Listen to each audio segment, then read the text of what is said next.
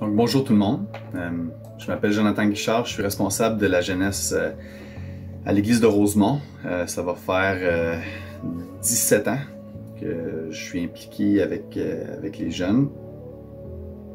Je fais ça depuis que j'ai 18 ans, donc j'ai commencé tout de suite en sortant, j'ai commencé à m'impliquer comme leader jeunesse et puis j'ai jamais arrêté. Donc ça fait quelques années que je suis impliqué comme ça avec les ados. J'ai 4 enfants, Camille, Florence, Jacob et Caleb, ma femme Vicky. On est mariés depuis 11 ans. Ouais, 11 ans. Et puis, donc c'est ça. C'est moi qui va vous apporter l'étude de ce matin dans Philippiens 4. Donc, je vous encourage à prendre un temps pour prier, mettre la vidéo sur pause et puis de recommencer une fois que vous aurez prié. Donc, à date, dans Philippiens, on est rendu dans Philippiens 4 ce matin ou ce soir, dépendant quand est-ce que vous le faites, ou cet après-midi, peu importe. Et on a vu que Paul aime profondément cette église-là. Il les aime beaucoup. Et on voit au chapitre 3, il parle des faux enseignants qui présentent un faux évangile qui se base sur leur propre capacité et non pas sur le sacrifice de Christ. Et ça lui fait... ça l'inquiète profondément et on voit qu'il il a à cœur l'évangile véritable présenté aux Philippiens. Et Paul parle de l'excellence du sacrifice de Christ. L'excellence du sacrifice de Christ qui lui fait regarder ses propres accomplissements, les choses pour lesquelles il pourrait se glorifier, comme des ordures. C'est le mot qu'il utilise dans le chapitre 3, des ordures. Et il parle aussi d'un coureur qui court pour obtenir le prix de la vocation céleste. On doit s'exercer à l'Évangile, à la vie chrétienne comme un athlète. Notre seul but, c'est cette vocation céleste-là. Et c'est quoi cette vocation? C'est de ressembler de plus en plus à Christ. Puisqu'un jour, on sera semblable à lui, on sera comme lui quand on sera au ciel avec Dieu. Et ça, c'est notre glorieuse espérance. C'est la chose la plus importante. Et ça nous amène à notre passage ce matin. Donc, on va le lire ensemble. Donc, Philippiens 4, les versets 1 à 9. Et moi, je lis dans la traduction Colombe. Donc, Philippiens 4, 1 à 9. C'est pourquoi, frères bien-aimés, que je désire vivement revoir ma joie et ma couronne, demeurer ainsi ferme dans le Seigneur, mes bien-aimés. J'exhorte Évodie et j'exhorte Syntyche à avoir une même pensée dans le Seigneur. Et toi aussi, fidèle collègue, oui, je te demande de les aider, elles qui ont combattu côte à côte avec moi pour l'Évangile, avec Clément et mes autres compagnons d'œuvre, dont les noms sont dans le livre de vie. Réjouissez-vous toujours dans le Seigneur, je le répète, réjouissez-vous. Que votre douceur soit connue de tous les hommes, le Seigneur est proche. Ne vous inquiétez de rien, mais en toute chose, par la prière et la supplication, avec des actions de grâce, faites connaître à Dieu vos demandes. Et la paix de Dieu qui surpasse toute intelligence gardera vos cœurs et vos pensées en Christ Jésus. Au reste, frères, que tout ce qui est vrai, tout ce qui est honorable, tout ce qui est juste, tout ce qui est pur, tout ce qui est aimable, tout ce qui mérite l'approbation, ce qui est vertueux et digne de louange, soit l'objet de vos pensées. Et ce que vous avez appris et reçu et entendu, et ce que vous avez vu en moi, pratiquez-le, et le Dieu de paix sera avec vous. Donc, notre passage ce matin commence avec « c'est pourquoi ». Donc, on pourrait dire aussi « à cause de ». À cause de quoi? Donc, c'est quoi? C'est comme une conclusion ou ça découle de quelque chose. Et ça découle de quoi? Ce que Paul va dire, mais c'est à cause de ce si grand salut-là, dont il parle au chapitre 3, le salut si grand, la glorieuse espérance des chrétiens. À cause de ça, voici ce que je vais vous dire. À cause de ça, demeurez ferme dans le Seigneur. Demeurez ferme. Et ça veut dire quoi ça, demeurez ferme? Hein? Dans le fond, ce que Paul est en train de dire, c'est que le salut, c'est tellement gros, c'est tellement hot, c'est tellement utiliser l'adjectif que ça vous tente là, pour dire à quel point c'est débile. OK? Imaginez, là, imaginez ce que je vais vous dire. Le Dieu unique, le Créateur, rejeté par sa création, vient lui-même et fait tout, il fait tout lui-même pour réconcilier ses créatures avec lui. Imaginez-vous ça. Si j'étais Dieu, ça n'aurait pas été ma réaction. Donc, à cause de cet évangile-là, à cause de ce que Dieu a fait, c'est tellement grandiose, c'est tellement grand. À cause de ça, demeurez ferme. Demeurez ferme dans le Seigneur. Maintenant, demeurer ferme, ça peut vouloir dire beaucoup de choses. Et on peut se poser la question, mais on fait comment pour demeurer ferme? Hein? Comment on fait? Eh bien, la réponse, c'est un mot. Et on va se concentrer sur ce mot-là ce matin. Et ce mot-là, c'est l'Évangile. L'Évangile. L'Évangile a des implications qui sont immédiates lors de la conversion, qu'on est déclaré juste devant Dieu, on est pardonné pour nos péchés, on a une place réservée au ciel immédiatement. Ça c'est les répercussions immédiates. Mais ça finit pas là. C'est pas quelque chose qu'on met dans notre poche puis c'est fini après. Chaque moment de notre vie, l'Évangile a des implications profondes sur mes décisions, mes interactions, mes paroles, mes pensées. Tout ça doit être façonné et refaçonné et remodelé par l'Évangile. On est transformé chaque jour par l'Évangile. Donc, on va voir quelques aspects pratiques de l'Évangile que Paul donne par la suite dans le passage qu'on vient de lire. On va voir comment l'Évangile doit façonner nos réactions face à différentes situations de la vie qui viennent devant nous. Et la première, c'est au verset 2, Évodie et Syntyche qui ont un conflit. Ils sont en conflit, on ne sait pas pourquoi, mais Paul les exhorte à avoir une même pensée dans le Seigneur. Donc la première implication de l'Évangile, c'est dans le conflit, qu'est-ce qu'on fait? Ça peut être un conflit dans lequel je suis impliqué, ça peut être un conflit entre deux personnes dans lequel moi, je n'étais pas impliqué dedans. Et on voit aussi que Paul encourage quelqu'un à les aider à régler leurs conflits. Donc, on est encouragé aussi en tant qu'enfant de Dieu, entre nous, à régler nos conflits et à aider les autres à régler leurs conflits, être des agents de paix. Et comment on fait pour être des agents de paix autour de nous? Et la réponse, c'est l'Évangile. L'Évangile. Donc, peu importe le conflit, l'Évangile nous pousse à deux choses. L'Évangile nous pousse à la repentance et l'Évangile nous pousse au pardon. Et c'est deux choses qui sont essentielles dans la vie chrétienne et essentielles pour une résolution du conflit qui dure, une résolution du conflit qui fait que le conflit est réellement réglé et qu'on peut être réconcilié et retourner en communion fraternelle en Christ, être unis réellement en Christ. Le pardon et la repentance brisent le cycle du conflit. Et on voit en ce moment beaucoup de conflits aux États-Unis. On voit toute la situation qui se passe là-bas avec le racisme et même ici au Canada. Et la seule chose qui va briser ce cycle-là, qui continue depuis que le péché est dans le monde, où un groupe opprime un autre groupe, et puis ensuite, des fois, il y a la balance du pouvoir qui change, et puis là, c'est l'autre groupe qui opprime. Et puis, c'est toujours comme ça. Il y a toujours des tensions entre différents groupes pour plein de raisons. Bien, la repentance et le pardon peuvent venir briser ce cycle-là. Et quelle en est la preuve?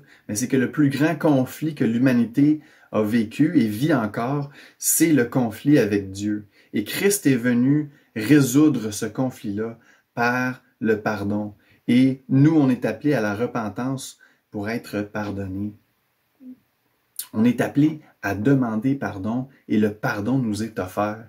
Et donc, entre chrétiens, on est appelés non seulement à offrir notre pardon, à pardonner les autres, mais aussi à avouer nos torts, à se repentir. Et pas juste avouer nos torts, se repentir, c'est plus que ça, c'est aussi s'engager à ne pas recommencer, à ne pas perpétuer ce cycle-là. Et bien entendu, on est pécheur et ça se peut qu'on retombe, mais encore là, on peut se repentir et on est encore appelé à se pardonner. Et donc, le cycle est brisé. Le cycle de haine, de violence est brisé par l'Évangile, la repentance et le pardon. L'Évangile offert par Christ. Et donc, les problèmes sont résolus avec le pardon et ils sont évités par la repentance si on s'engage à ne pas retomber dans ce cycle-là. Donc, la première situation dans le conflit, c'est l'application de l'Évangile, c'est de se pardonner et de se repentir. Je pardonne le tort que l'autre m'a fait et je me repens du tort que moi j'ai causé à l'autre. C'est pas un combat pour savoir qui a raison et qui a tort. J'ai causé du tort à l'autre, je demande pardon. Et l'autre fait pareil avec moi. On se repent et on se pardonne et le cycle de conflit est brisé. Avoir une même pensée en Christ, voilà la repentance et le pardon. Donc la première situation. La deuxième, c'est au verset 4. Réjouissez-vous toujours dans le Seigneur. Et il le répète, réjouissez-vous. C'est un impératif. Réjouissez-vous dans le Seigneur et pas juste quand ça vous tente, mais toujours. Est-ce que ça veut dire que je dois rentrer dans des funérailles en pouffant de rire et en ne démontrant aucune once de tristesse? Non. Ce n'est pas de cette joie-là dont on parle ici. C'est une joie qui est beaucoup plus profonde que ça. Beaucoup plus profonde que ça. C'est que malgré les circonstances, je ne serai pas abattu. Maintenant, être triste, c'est une chose, mais être abattu, ça veut dire que la vie nous a mis par terre. Les circonstances nous mettent par terre et on ne se relève pas de ce qui est arrivé. On ne veut pas continuer. J'ai pas le mot français, mais le mot anglais, c'est wallowing. Ça veut dire qu'on baigne dans la misère, dans la misérabilité. Mais en tant que chrétien, on ne peut pas baigner dans la misérabilité parce que notre besoin le plus grand en tant qu'être humain est répondu. Maintenant, ce que vous allez apprendre à l'école, je ne sais pas si vous apprenez encore ça, mais dans mon temps, je suis comme un petit vieux, dans mon temps, ce qu'on apprenait à l'école, c'était les 5 besoins fondamentaux. C'est l'échelle de Maslow qu'on apprenait. Donc, les besoins physiques, manger, tout ça, la sécurité physique, l'amour et l'appartenance, l'estime de soi et l'accomplissement personnel. Et ça venait dans cet ordre-là. On met toujours manger, c'est comme prioritaire dans la vie. Hein? Après ça, la sécurité physique, être dans un environnement sécuritaire. Après ça, être dans un environnement où on est aimé, appartenir à un groupe. Et après ça, avoir l'estime de soi, hein, la croissance personnelle. Puis après ça, accomplir quelque chose. C'est dans cet ordre-là. Mais moi, je pense que cet homme-là, il est très intelligent, mais il a tort. Le besoin numéro 1 de l'humanité, c'est l'Évangile. C'est d'être réconcilié avec son Créateur. Ça, c'est le besoin numéro 1. Les autres besoins, Dieu dit qu'il va les combler. Les autres besoins sont secondaires. Mais le besoin d'être réconcilié avec notre Créateur, ça, c'est le premier besoin de chaque être humain. Et non seulement l'Évangile est le plus grand besoin de ceux qui n'ont pas été sauvés encore, qui ne sont pas sauvés, mais aussi c'est le plus grand besoin de ceux qui sont sauvés de se rappeler continuellement l'Évangile et de se réjouir continuellement de cet Évangile-là. L'Évangile, c'est quelque chose de merveilleux. C'est quelque chose dans lequel on peut trouver notre joie. Dans toutes les circonstances de la vie, je peux me raccrocher à dire « Mon besoin le plus profond est comblé. Je suis un enfant de Dieu. Je suis aimé par Dieu, accepté par Dieu. Je serai au ciel avec Dieu. » Ça, c'est mon besoin le plus grand. Mon éternité est assurée. Je n'ai pas à m'inquiéter pour l'éternité. Et l'éternité, ça commence maintenant en tant qu'enfant de Dieu. Donc, se réjouir en Dieu. Et se réjouir en Dieu, ça vaut aussi pour quand les circonstances sont bonnes Quand ça va bien, il faut se rappeler de se réjouir en Dieu, parce que quand ça va bien, on a tendance à oublier Dieu. Et on oublie de se réjouir en Dieu et on commence à se réjouir des circonstances. Et puis là, quand les circonstances vont moins bien, on a arrêté de se réjouir en Dieu et on tombe par terre. Et on oublie Dieu aussi quand ça va bien. On est appelé à se rappeler continuellement l'Évangile et se réjouir dans le Seigneur, se réjouir dans le Seigneur, se réjouir d'avoir reçu l'Évangile, se réjouir de voir d'autres qui reçoivent l'Évangile, se réjouir de pouvoir annoncer l'Évangile autour de nous. Ça, c'est une façon pour le chrétien, la façon pour le chrétien de se réjouir toujours dans le Seigneur. Le troisième aspect de la vie chrétienne qu'on va regarder, là je regarde mon temps, c'est dans nos interactions avec les autres. Et donc ça, c'est le verset 5, « Que votre douceur soit connue de tous les hommes. » Et la façon dont je veux aborder la douceur, c'est le côté revendicateur. Est-ce que je revendique mes droits? Est-ce que je tiens à mes acquis? Ça, c'est à moi et je suis prêt à entrer en conflit avec les autres. Comme mon fils de 3 ans, quand il veut un jouet, c'est à moi, c'est mon jouet, c'est mon affaire, c'est mon... Et puis, il est prêt à frapper son frère ou sa sœur pour avoir ce qu'il désire. Ou si son frère ou sa sœur essaie de lui enlever, ben là, ça devient un gros conflit parce que ils tiennent, ils revendiquent leurs choses. Tu sais, il y a beaucoup de tension là-dedans. C'est sûr que c'est des enfants, donc je dis il y a beaucoup de tension, mais l'humanité est comme ça aussi. On veut ça, on veut garder nos acquis et on n'est pas prêt à lâcher un pouce à l'autre. Mais ici, Paul parle de la douceur. On doit être renommé pour notre douceur. Philippiens 2 exprime tellement bien cette pensée-là. Et on va le lire ensemble.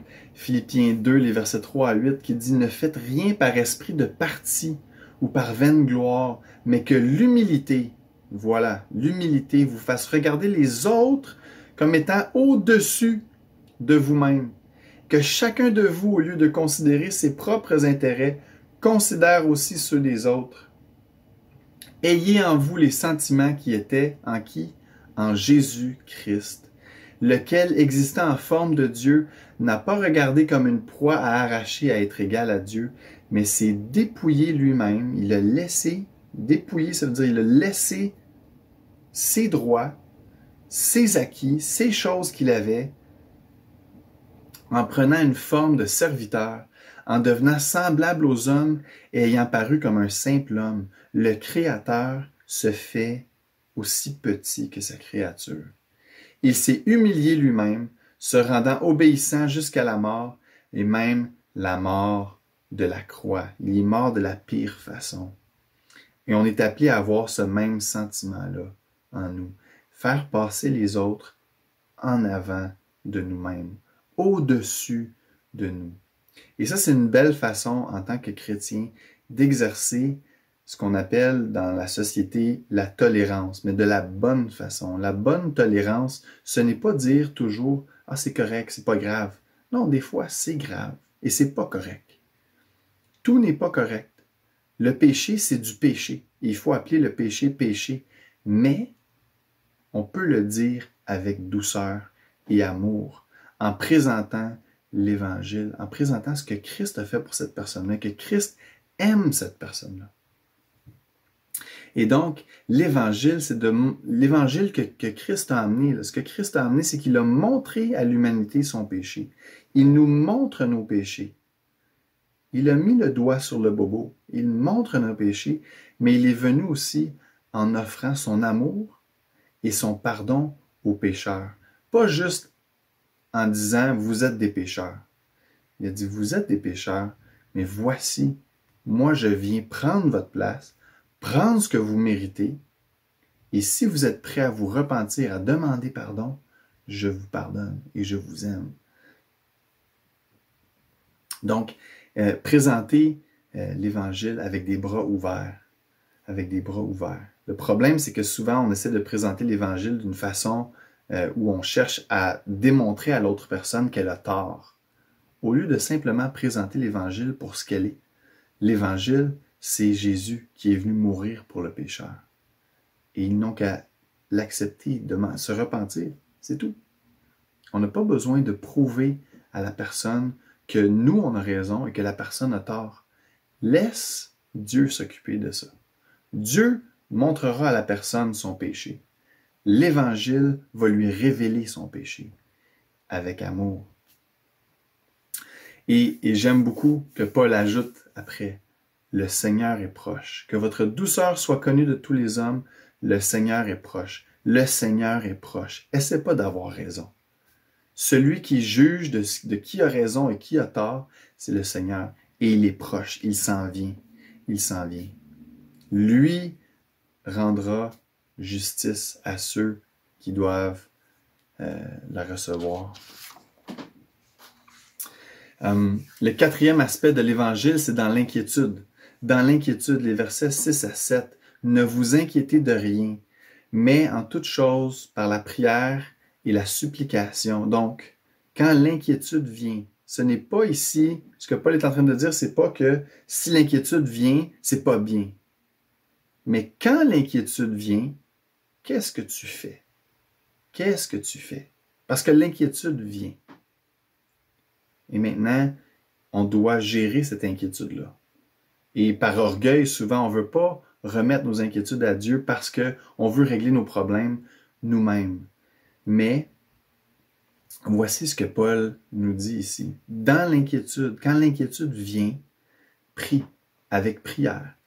Demande, supplie Dieu, supplication, avec des actions de grâce. Avec des actions de grâce. Prends le temps de te rappeler de ce que Dieu t'a donné. Prends le temps de te rappeler l'Évangile dans l'inquiétude. Remercie Dieu. Fais connaître à Dieu tes demandes. Tu peux faire connaître à Dieu tes demandes. Tu peux demander des choses à Dieu.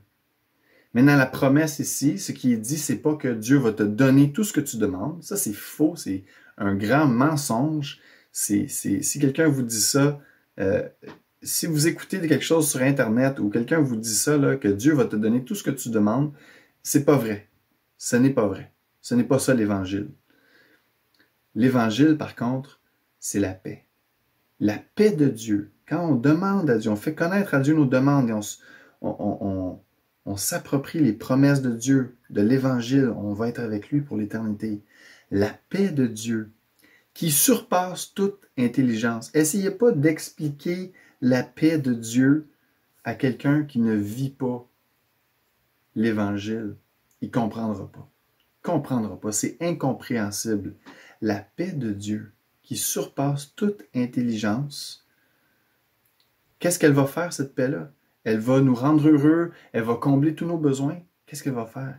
Elle gardera vos cœurs et vos pensées en Christ Jésus. La paix de Dieu va garder mon cœur et mes pensées en Christ Jésus. L'inquiétude s'en va. Alors, quand le COVID-19 est arrivé, la première journée, quand le Québec a été mis en pause, moi, je pensais que je perdais mon emploi, que c'était fini.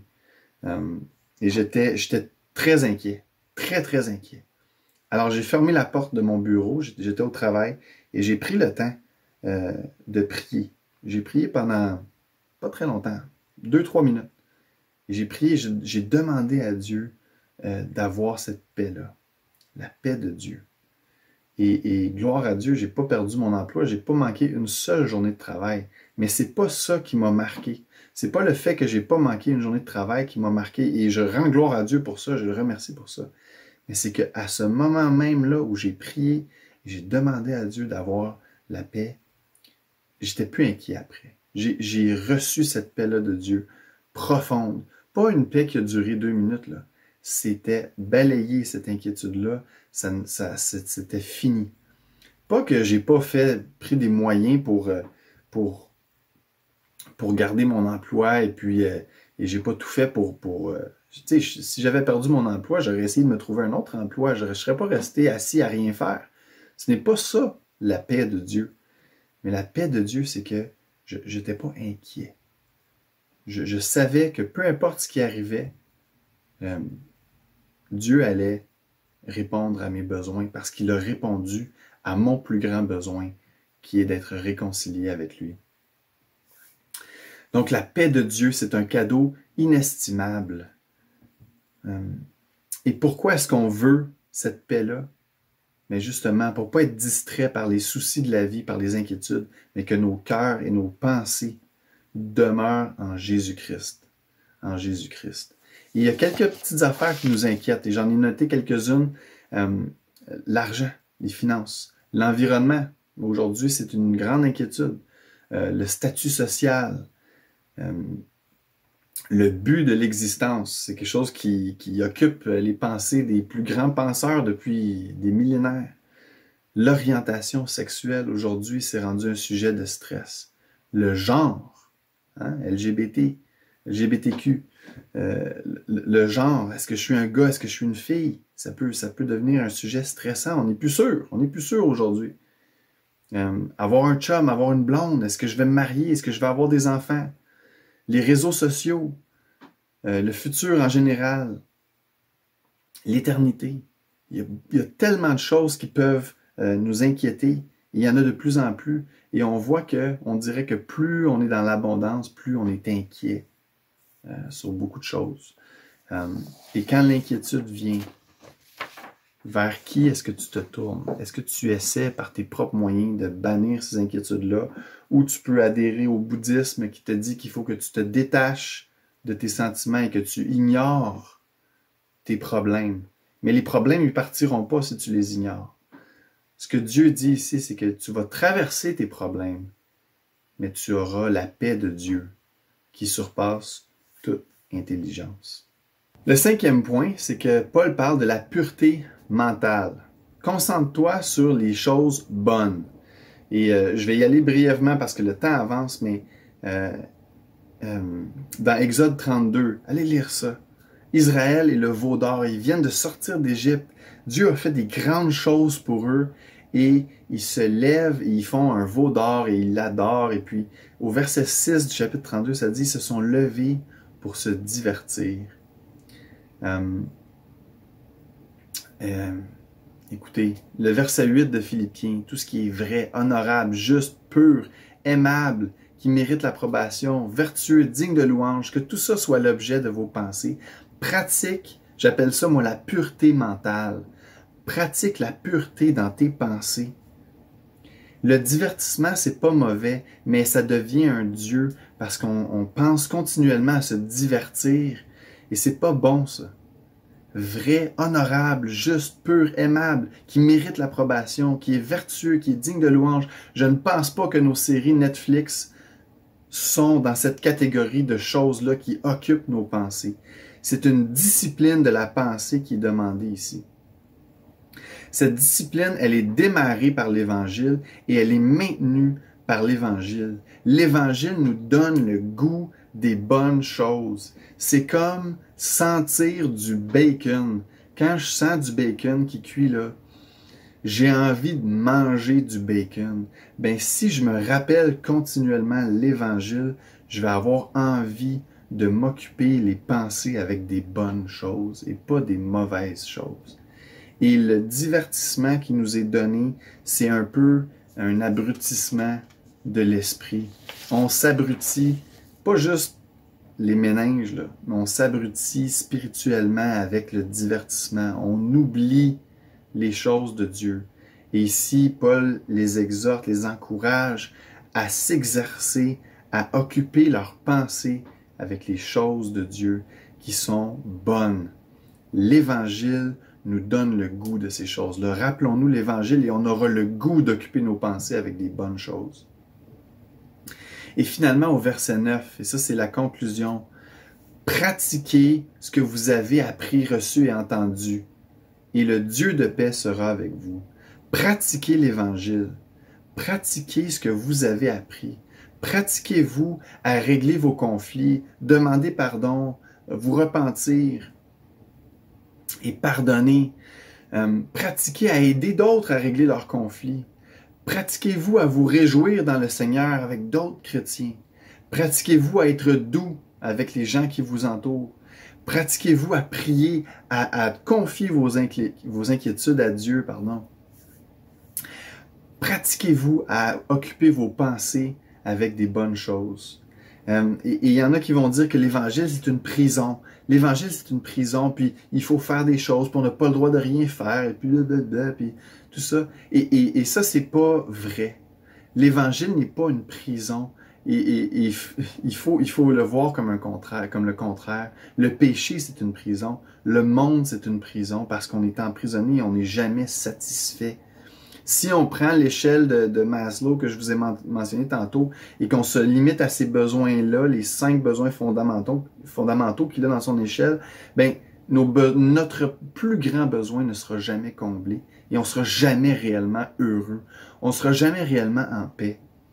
L'Évangile, c'est une porte ouverte sur l'éternité avec le Dieu de paix. C'est une porte ouverte sur l'éternité avec Dieu.